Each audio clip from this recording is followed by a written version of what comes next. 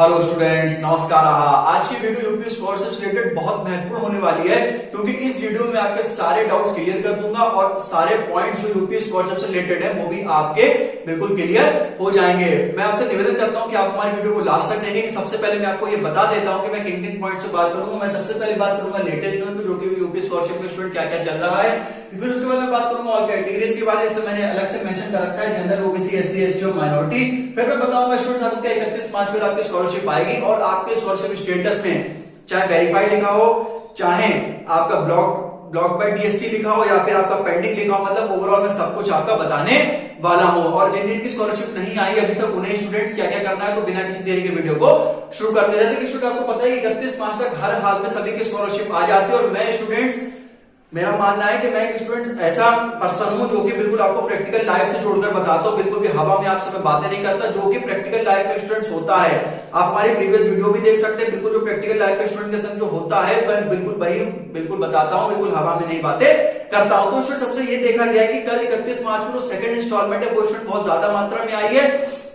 मतलब कल के दिन सिर्फ और सिर्फ गवर्नमेंट ने या फिर डिस्ट्रिक्ट स्कॉलरशिप कमेटी ने ज्यादातर ये करा हुआ है कि जो सेकंड इंस्टॉलमेंट जो स्टूडेंट्स की आने को थी, चाहे वो जनरल कैंडिडेट को चाहे वो माइनॉरिटी कैंडिडेट को, मतलब अगर मैं ऐसे बोलूं जनरल से माइनॉरिटी, मतलब मैं सभी की बात कर रहा हूं, तो सेकंड इंस्टॉलमेंट बहुत ज्यादा लोगों की आई थी, ठीक है। लेकिन उसमें से ऐसा देखने को मिला था कि सिर्फ और सिर्फ ज्यादा 4 से 5%, 6% में वो लोग शामिल थे जिनकी सेकंड इंस्टॉलमेंट थी। तो अब स्टूडेंट्स आपके अगर आपके फॉर्म में verified oblique recommended by district scholarship committee लिखा है तो बिल्कुल भी आप परेशान ना हो। आपकी स्कॉलरशिप जो है वो मैंने इसमें मार्क कर रखा है, आपकी स्कॉलरशिप 31 मार्च के बाद भी आएगी। 5 अप्रैल, 7 अप्रैल, 10 अप्रैल तक भी आपकी स्कॉलरशिप आएगी। आप बिल्कुल भी परेशान ना हो। अगर आपके फॉर्म में verified oblique recommended by DSC का मतलब होता है डिस्ट्रिक्ट स्कॉलरशिप कमेटी, तो आपके स्टूडेंट स्कॉलरशिप जरूर आएगी, बिल्कुल भी आप परेशान ना हो। जिनका पेंडिंग है वो भी स्टूडेंट जल्द से जल्द वेरीफाई उनका भी हो जाएगा, क्योंकि पेंडिंग में मुझे ज्यादातर ये देखने को मिलता है कि अगर किसी की स्टेटस पे पेंडिंग दिखा रहा है काफी समय तक, तो आप मान के चलिए कि आपका फॉर्म वेरीफाई ही है। क्योंकि अगर फॉर्म में आपको कोई दिक्कत होती तो वो आपका तुरंत ही रिफ्रेश होकर आ जाता है। तो इसलिए आप बिल्कुल भी परेशान ना हो। जो पेंडिंग है वेरीफाइड है तो आप प्लीज थोड़ा सा वेट करें, आपकी स्कॉलरशिप स्टूडेंट 100% आ जाएगी। और जिन स्टूडेंट्स का फॉर्म जो है वो ब्लॉक है वो कुछ ना करें, वो सिर्फ और सिर्फ 176 पे या तो कॉल करके पूछ लें। और स्टूडेंट सिर्फ ऐसा नहीं होता हमारे इंडिया में, सिर्फ और सिर्फ ये है कि स्टूडेंट को बहुत ज्यादा बहुत भारी मात्रा में परेशान किया जाता है। बिल्कुल मैं प्रैक्टिकल आपको बताता हूं, बहुत ज्यादा बच्चों को परेशान करा जाता है, चाहे वो स्कॉलरशिप से रिलेटेड हो, चाहे उनके एग्जाम से रिलेटेड हो, चाहे वो उनकी जॉब से रिलेटेड हो, या फिर मतलब ओवरऑल आप कुछ भी मतलब कह सकते हैं। मतलब सबसे ज्यादा स्टूडेंट अगर कोई पिसता है तो वो है स्टूडेंट्स और दूसरा है मिडिल क्लास, ठीक है। तो स्टूडेंट्स बहुत ज्यादा परेशान किया जाता है। मेरे बीएससी का बहुत ज्यादा परेशान किया जाता था कि कभी कौन से डॉक्यूमेंट लगाओ, कभी ये लगाओ, कभी उधर साइन कराओ, तो बहुत ज्यादा दिक्कत होती है स्टूडेंट। तो प्लीज आप बिल्कुल परेशान ना हो। जिनका फॉर्म वेरीफाइड और recommended by district scholarship committee दिखा रहा है उनका तो आएगा ही आएगा, हम लोग स्टूडेंट बस वेट ही कर सकते हैं। अब 1076 का दूसरा स्टूडेंट्स होता है कि आप जन सुनवाई पोर्टल पर अपनी कंप्लेंट दर्ज करें। और स्टूडेंट इसमें ऐसा नहीं कि आप अगर 5, 10 या फिर 200, 300 लोग करा दें, कम से कम जो आपका जन सुनवाई का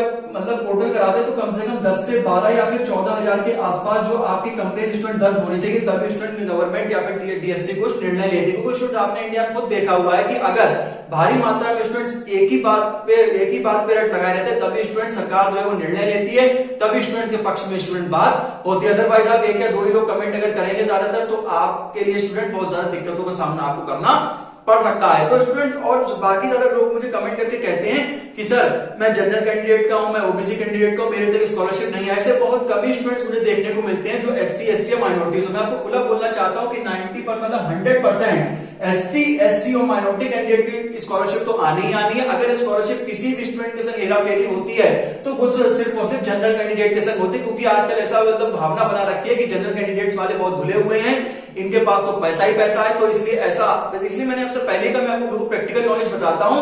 और जनरल कैंडिडेट में सबको एक सरकार का मतलब मानना है, मतलब सभी लोगों का कि जनरल कैंडिडेट्स तो बहुत अमीर है, उनके पास तो पैसे कमी नहीं है। बहुत कम मतलब 1 से 2% मैंने देखा है कि ओबीसी की मतलब स्कॉलरशिप नहीं आती, बहुत कम, लेकिन ऐसा ना के बराबर है। लेकिन ज्यादातर जनरल कैंडिडेट के संग होता है, क्योंकि मैंने देखा था अपने बीएससी में भी 8 और 10 अप्रैल को स्टूडेंट स्कॉलरशिप आई थी, वो चाहे जनरल कैंडिडेट की हो चाहे ओबीसी की हो, मतलब आती। लेकिन अगर किसी की भी स्कॉलरशिप पे घोटाला अगर होता है तो वो स्टूडेंट होता है जनरल कैंडिडेट्स के संग। और जिनकी फॉर्म में वेरीफाइड और रिकमेंडेड बाय डीएससी है वो बिल्कुल परेशान ना हो। और स्टूडेंट्स आप एक ट्विटर कैंपेन भी आप चला सकते हैं, ठीक है।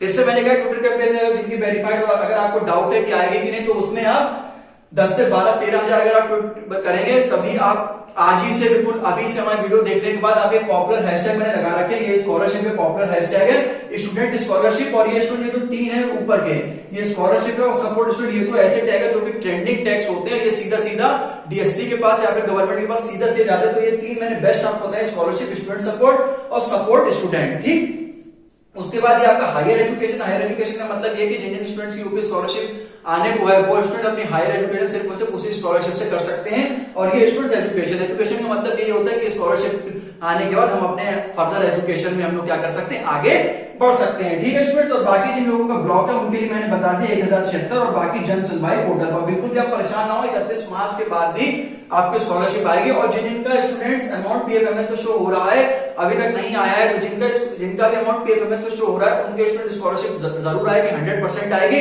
बिल्कुल भी आप परेशान ना हो, और आप स्टूडेंट्स कमेंट में जरूर बताएं, और ये आप जरूर लिख दिया करें कि हम कौन से कैटेगरी के हैं और मेरी फर्स्ट इंस्टॉलमेंट भी आनी है, सेकंड आने, तो ये आप जरूर बताएं। और जिन्हें स्कॉलरशिप आ चुकी है, चाहे वो किसी भी कैटेगरी से बिलोंग करते हो, आप प्लीज स्टूडेंट कमेंट करके जरूर बताएं। और आपको अगर कोई सी परेशानी होती है आप देख लीजिए, मैं वीडियो पे अपनी चैनल पे सभी लोगों का रिप्लाई करता हूं, चाहे वो स्टूडेंट कोई सा भी मुझसे प्रश्न पूछे। तो निवेदन करता हूं आपसे, प्लीज आप कमेंट करके जरूर बताएं कि आपकी स्कॉलरशिप आ चुकी है, तो भी प्लीज कमेंट करें। और अगर आपकी नहीं आई तो भी बताएं कौन सी कैटेगरी की, अगर कौन सी इंस्टॉलमेंट, ओवरऑल सब कुछ आप मुझसे क्वेश्चन पूछ सकते हैं और आपका रिप्लाई मैं जरूर करूंगा। और वीडियो अच्छी लगे तो वीडियो को स्टूडेंट लाइक करें, चैनल को हमारे सब्सक्राइब करें, और स्टूडेंट बिल्कुल भी आप परेशान हो, स्कॉलरशिप आपकी जरूर आएगी। ठीक है, और ट्विटर कैंपेन आप ज्यादा से ज्यादा चलाएं, जो ऊपर के 3 हैशटैग है इनको आप ज्यादातर फॉलो करें। ठीक है, तो मिलते इसी प्रकार से नेक्स्ट वीडियो में। नमस्ते, जय हिंद।